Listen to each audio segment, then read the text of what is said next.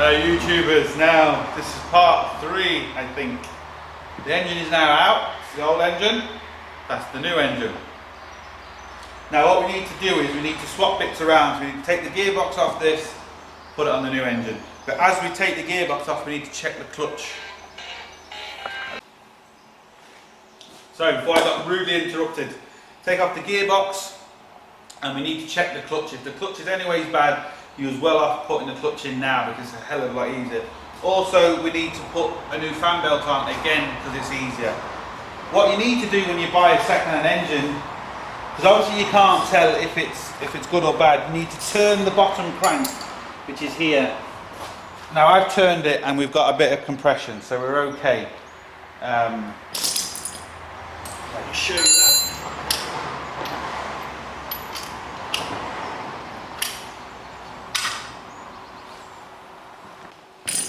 What you're looking for is a bit of compression, and you want to make sure it's not locking. So as I turn it, as you can see, it's moving back there. See that? That's compression, so that's good. And as you go past it, it rolls on forwards, and that's hard to move up. So you're going back, and as I go past that part, it goes forward. Right, so we know, well, we can only hope that's good. Obviously, when you also buy an engine, you normally don't get the alternator with it. We happen to have the alternator on this one. So everything you need to change over, you have to change over on the floor. It makes it a hell of a lot easier. Bolt the gearbox in and literally then lift it. Second-hand engine also, as you can see, they've cut all these wires. There's a wiring loom coming all the way down here. It's all been cut. But I've taken it off on the car, so I need to strip all this wiring loom off, get it ready for the one inside the car and stuff. So this is just going to be a bit of swapping stuff around. But the first thing we're going to do is we're going to whip off this gearbox. I'm going to rip off this gearbox really quickly because we're not, there's actually a bolt missing here. So yeah, that's what we're going to do. Okay. Now there's going to be maybe 5 or 6 bolts on this. They're an 18mm bolt. There's one here, 2. One's missing here. 3 is there. There's a bolt holding on the starter motor, that comes off, and then there's a bolt obviously holding on the gearbox. So we're just going to quickly whip off these bolts. Just again, once you're doing it, they're easy to see. Once I take the gearbox apart, I'll show you exactly where the bolts are.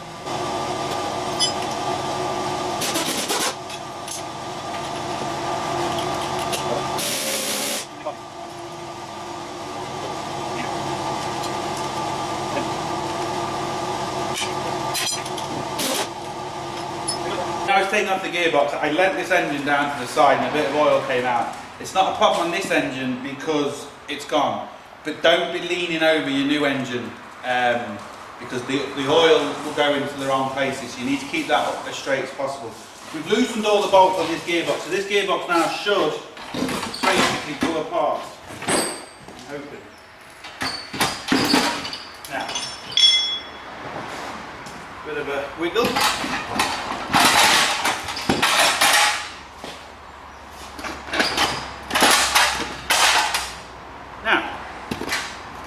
One gearbox. Now this is our gearbox. As you can see, this is the bearing, which is there. You got your fork, and this is your hydraulic slave cylinder, which is outside the gearbox. And on your engine you have, this is the old engine, well this is the new engine with the old clutch, but you have the pressure plate here, which is the spring loaded. Inside that is the clutch, and then around that, which is there, is the flywheel. So what we need to do now is take off the flywheel and clutch out of the old engine, check it, and if it's any good, put it on the new engine. I wouldn't trust that clutch because that, you don't know how long that's been parked for. It could have been parked for 2 years, been parked for 6 months, so don't trust the old clutch. So we're going to swap that over next. Now all we've done is we put it on the engine crane just to make it a little bit easier. We're taking off the clutch now. This is the pressure plate here. There's 6 bolts on it, 12 sided. So I'll put a little picture up here, but the 12 sided spanners, sockets. You can't put a normal 8 sided socket on it because they just won't fit, they'll do damage. It's a 9mm. Just going to whip this off. If I get the right size. Yeah, gonna whip.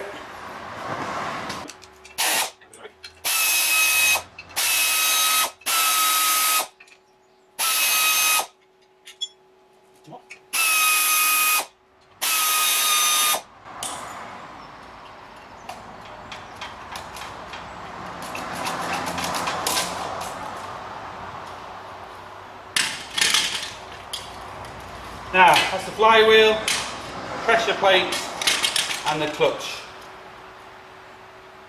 And this clutch isn't very good. If you zoom into there, you can see it's quite close to these rivets. There's only a couple mil left before it hits them rivets. And once it hits them rivets there, the ones that are sticking up, the clutch is basically gone. So I'm going to check the clutch out of the second-hand engine, but I can't really trust that one. So this one isn't great anyway. So we go to the second one. Now you can see the difference between the new clutch and the old clutch. You can see the pads, and this is just basically worn flat. These have pads. It's obviously a hell of a lot thicker, twice as thick as you can see as well. So that's basically a new clutch and an old clutch. So you can see from the state of your old one that you easily need a new one. Now, there's certain things you need to know when you're putting the clutch on. There's a right way and a wrong way. It's very simple. Sometimes they say it, like this happens to say gearbox side.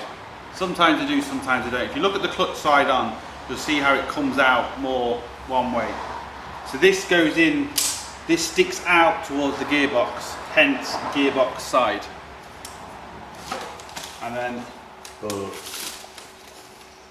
you can see it fits in there, because if it went this way, you can see it wouldn't close the gap properly. So that's the way it goes.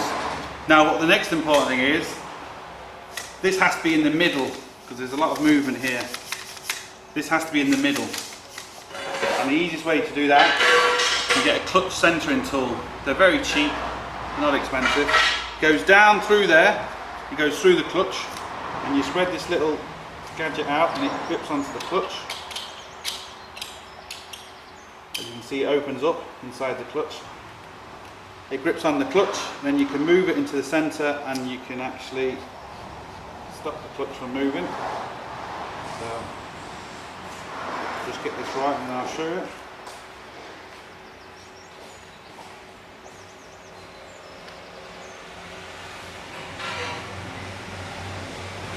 Now I'm measuring it off these little things here, and I think that, to be fair, is about in the middle. And that's how it works, like that. Because if you don't get this in the middle, when you put the gearbox on, the holes won't line up. So it's very important you get this on. And again, this can only go in one way. You've got 3 little nipples sticking out, which line up with the hole in the pressure plate. So they basically just line up like that. There's 6 bolts to go back in, and you want to tighten these diagonally like you would a wheel. So just put them all in by hand first.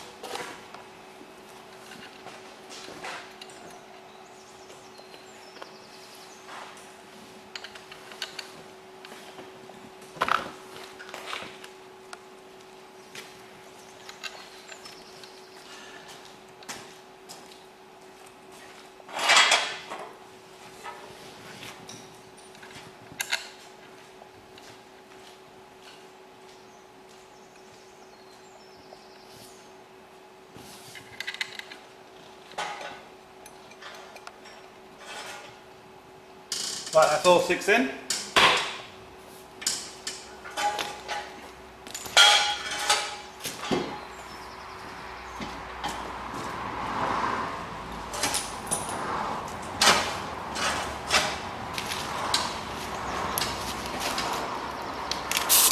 And what you need to do is tighten them diagonally. I'm not going in all the way yet, I'm just going to get them halfway.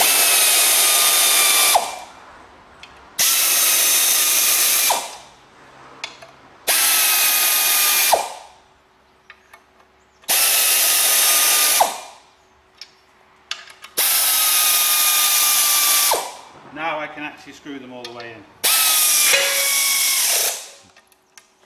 Sorry. Right.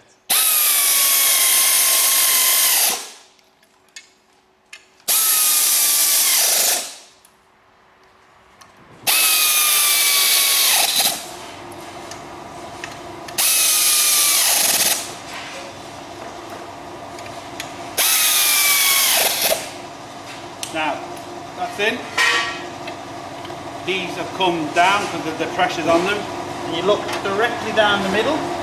Might not show on camera unless we get it dead straight, but that now is in the middle of the hole.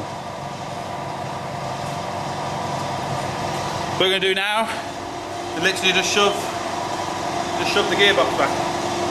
Right, knock it off. Yep.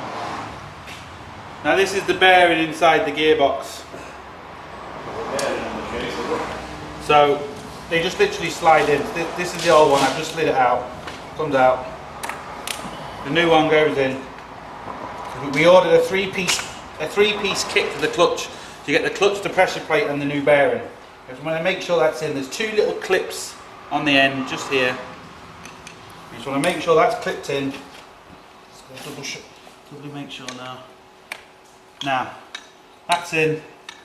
You can move it up and down. It's not coming out. It just literally clips in. So that's it. This gearbox now is ready to go back on the engine. So that's the next thing we're going to do. So that's a 3-piece clutch fitted. Now, as you can see, we've got the gearbox ready to go. What I'm going to do is just be a bit of wiggling. Might take a couple of years to do it. So I'm just going to do that.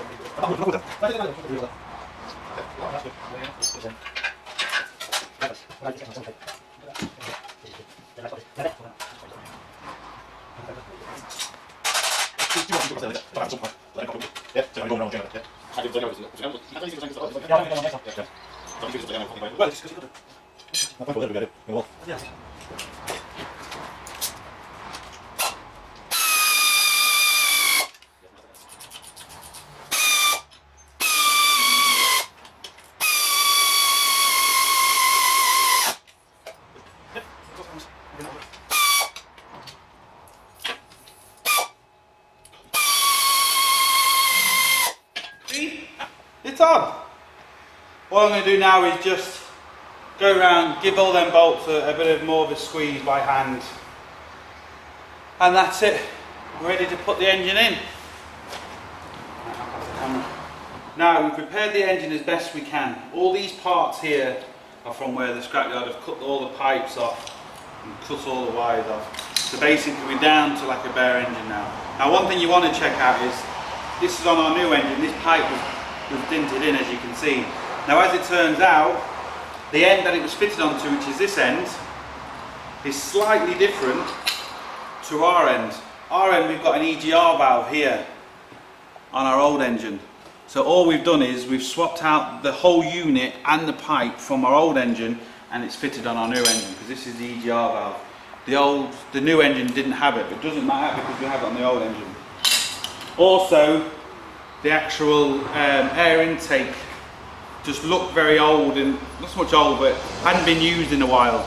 So we've just replaced that unit as well. It's exactly the same. It's only 4 bolts, but I just decided, just because it's easier now, we can actually do it. Now, we have a fan belt.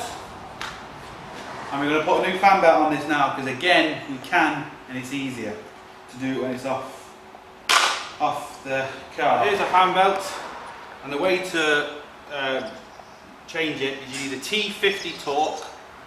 It goes in here, just beside, just below the actual belt. This is the tensioner here. It's an automatic tensioner. Make sure that's in nice and good. The fan belt is a 6PK1453. The Gates belt. That's the belt we're putting on it. This belt, to be fair, doesn't look too bad, but you know why it's here. Honestly, you might as well do it. And it's so simple. That will just literally lift up. Slide the belt off with the other hand, release the tensioner.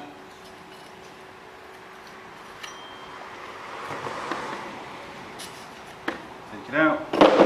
New belt. This is why in the car this is so much harder. Now all you need to remember now is the actual, is the way it goes, which sometimes can be a bit tricky, because obviously, as you can see, if you put it the wrong way, the belt is too big, so it can only go in one way. Move this out for a minute. Now as you can see, I've just put it around where I need it to, and obviously it's not going to fit there. That's obvious because it's too short. This is where we need to pull the tensioner back. It'll be a bit tricky because I've got to hold the engine myself as well. But now make sure it's in. Yeah. Just make sure it's definitely in. It's not lipped around anything. And that's the fan belt on. So much easier now the engine's off. Now, as it turned out, from the exhaust, normally you can disconnect it from the top of the head here, and the exhaust comes off. This exhaust had two bolts here and here. So what we ended up doing, we disconnected it from the bottom here. So we're going to actually put this on the engine now, ready for the car. So basically, now you have these metal gaskets. To be fair, these metal gaskets very rarely give trouble. You can reuse these again and again. Even if it's bent like that, they do bend back into shape. So we're literally going to stick, this is the catalytic converter by the way, we're literally going to stick this on the new engine and then bolt it on there. Now we've just put the exhaust on, well the manifold and the catalytic converter.